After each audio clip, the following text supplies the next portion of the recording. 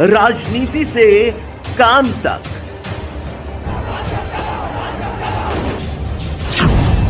अपराध से अंजाम तक, खेत से खलिहान तक, खिलाड़ी से मैदान तक, आईफा की धमाकेदार रात, सितारों से आसमान तक, अब हर खबर पर होगी हमारी नजर।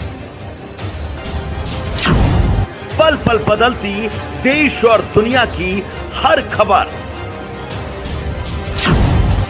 पाइए सीधा अपने मोबाइल पर। हेलो दोस्तों, आप अपने आसपास जरा देखिए, आपको सीमेंट से बनी हुई कोई न कोई चीज जरूर दिख रही होगी, फिर चाहे वह दीवार हो या सड़क। आज के समय ज्यादातर निर्माण सीमेंट से होता है, पर क्या आपने कभी सोचा है कि आखिर सीमेंट किस चीज से बनता है और इसे फैक्ट्री में कैसे बनाते हैं? तो चलिए जानते हैं इस कमाल की वीडियो में कि सीमेंट कैसे बनता है। इसलिए वीडियो को बिना स्किप किए एंड तक जरूर देखिएगा। सीमेंट बनने की शुरुआत होती है चूना पत्थर की खदानों में ब्लास्ट करने से।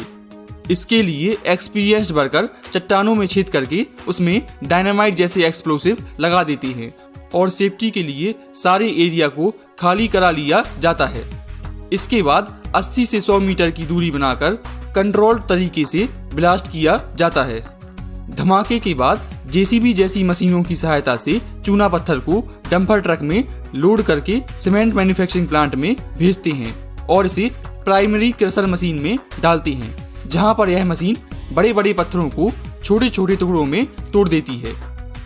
इन क्रश किए हुए पत्थरों के टुकड़ों को एक प्री होमोजेनाइजेशन स्टोर में ढेर लगाकर रखते हैं।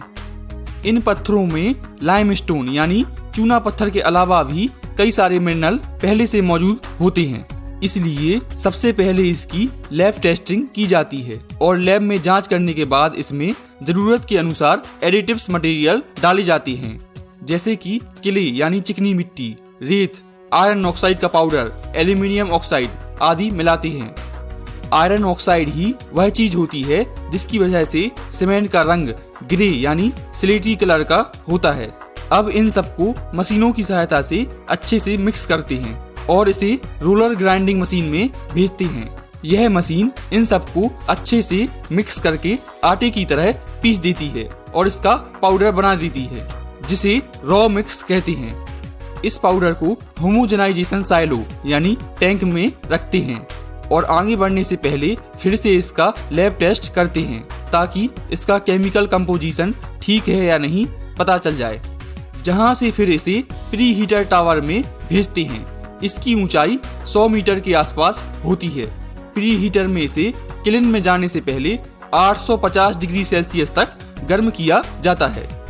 इसके लिए रॉ मिक्स को टावर के ऊपर से डालते जाते हैं और ग्रेविटी के कारण यह अपने आप नीचे की ओर गिरने लगता है, लेकिन नीचे से आने वाली गर्म हवाएं इसे गर्म कर देती हैं, जो कि असल में किलिन भट्टी से निकली एग्जॉस्ट गैसें होती हैं। इस तरह से शुरुआती तौर पर गर्म करने से ईंधन की भी बचत होती है। जब यह रॉ मिक्स या पाउडर नीचे पहुंचता है तो इसका तापमान 850 डिग्री सेल्सियस तक पहुंच जाता है, जहां से फिर इसे रोटेटरी किलिन में भेजते हैं, जो कि एक घूमती हुई भट्टी होती है जिसकी लंबाई 60 मीटर तक होती है। इस भट्टी के अंदर एक बर्नर फ्लेम यानी लौ जलती रहती है, जिसका तापमान 1600 से 1800 डिग्री सेल्सियस तक होता है। यह भट्टी एक एंगल पर झुकी होती है ताकि पाउडर आगे बढ़ता रहे और यह भट्टी 1 मिनट में 2 से 4 बार घूमती है। जैसे ही रॉ मिक्स का पाउडर किलिन के अंदर पहुंचता है, इसका तापमान 850 डिग्री सेल्सियस के ऊपर बढ़ना शुरू हो जाता है और जब यह 1400 से 1500 डिग्री सेल्सियस तक पहुंचता है तब यह पिघल जाता है और सारे केमिकल आपस में रिएक्ट करने लगते हैं और फिर धीरे धीरे आगे बढ़ने पर यह जमने लगता है। पर लगातार घूमते रहने के कारण यह एक साथ नहीं जमता, बल्कि छोटे छोटे टुकड़ों के रूप में जम जाता है, जिसे क्लिंकर कहते हैं। यह क्लिंकर जब घूमती हुई भट्टी से बाहर निकलता है तब इसका तापमान बहुत अधिक होता है।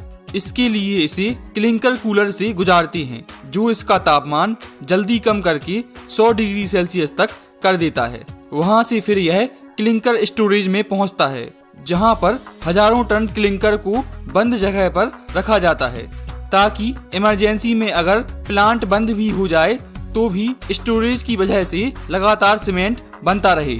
फिर यह क्लिंकर पहुंचता है बॉल ग्राइंडिंग मशीन में। इस मशीन में इसके नाम की तरह ही हजारों स्टील बॉल डली होती हैं, जिसके बीच में से क्लिंकर के टुकड़े घूम घूम कर आटे की तरह महीन पिस जाते हैं। इसी समय इसमें 2 से 3% जिप्सम ऐड कर देते हैं। जिप्सम सीमेंट को जल्दी जमने से रोकता है, ताकि काम करने में आसानी हो और दरारें ना पड़ें।